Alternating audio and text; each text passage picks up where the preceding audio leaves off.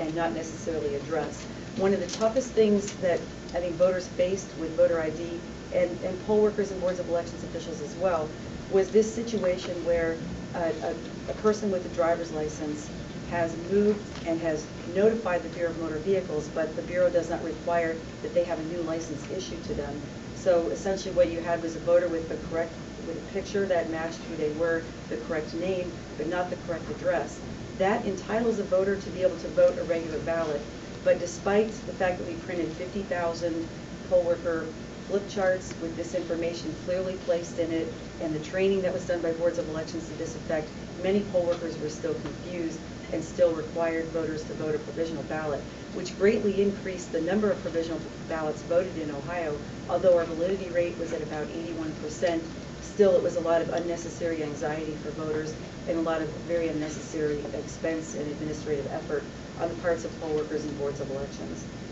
So with the voter ID laws, what we are suggesting is to simplify that and allow either an official photo ID or two non-photo IDs for voting purposes, and that would provide both poll workers and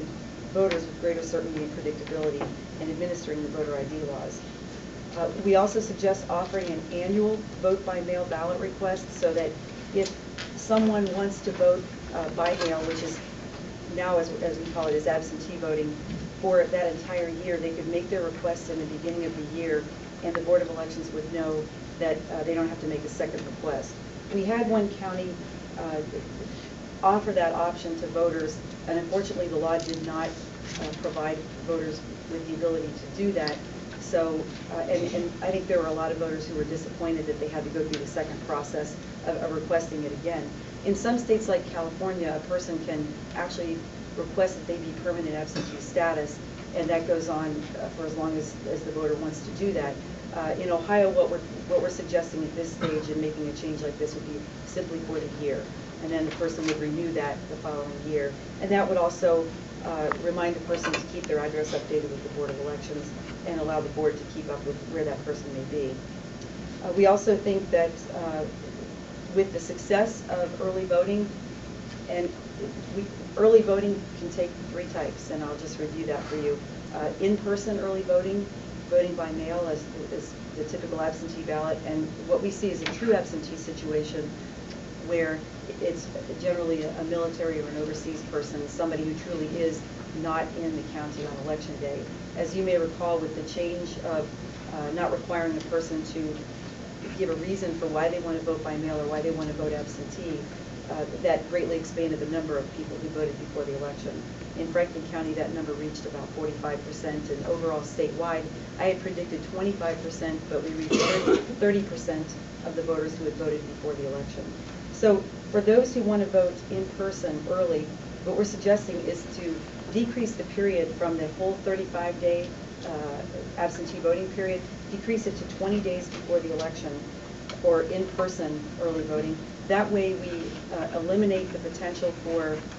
boards of elections to have to register and provide a ballot to a person on the same day and then set that ballot aside to verify, and then perhaps if there is a problem, not count that ballot at a later point in time. And that also created a lot of controversy, and I think that voters are more well served if we're not having a lot of controversy about issues such as election administration, because we want them to have confidence in the process. And what we're looking at would then, if we're decreasing the number of days, increase the number of locations. At a county's option, they could have up to 4 early voting locations. And the other thing that we suggest is to end early voting no earlier than 5 o'clock p.m. the Sunday before the election. One of the problems some of the boards of elections encountered was with the early voting going on until, in some cases, as late as 9 o'clock at night on the Monday before the election. The processing of those ballots, getting them ready to be counted the very next night while they're preparing for election day, ensuring that the poll workers have what they need, making sure that there are enough machines in the precincts, resulted in a number of boards having to continue to work even past the 12 noon deadline the day after the election to be able to process all of those absentee ballots that were voted early. We do think that provisional balloting should be streamlined. There currently is a requirement in law that a person, even on provisional voting, has to be in the exact precinct that they're registered in order for their ballot to count. When in reality, in a presidential election or even a statewide election, that they could be, we did have, sometimes due to poll worker error, many voters who went to a multi-precinct polling location and who were directed to the wrong precinct, but they were in the right polling location, and that alone nullified their ballot, even if it was a provisional ballot. And we think that, we know from working with election officials that ballots can be remade so that if, for instance, there would be a local option election that's in a single precinct on a ballot that a person voted and they were accidentally in the wrong precinct, that vote would not count, but everything else that matched what was in their precinct would still count. We obviously encourage voters to vote in the correct location, but it is a very large task, and dealing with the public, oftentimes someone can become confused, and we don't think that it's, and surprisingly for us, the consensus at the conferences that we had were in favor of allowing voters to be able to have their ballot counted if they're in the wrong precinct, at least for the races that they would be entitled to vote on in their own precinct.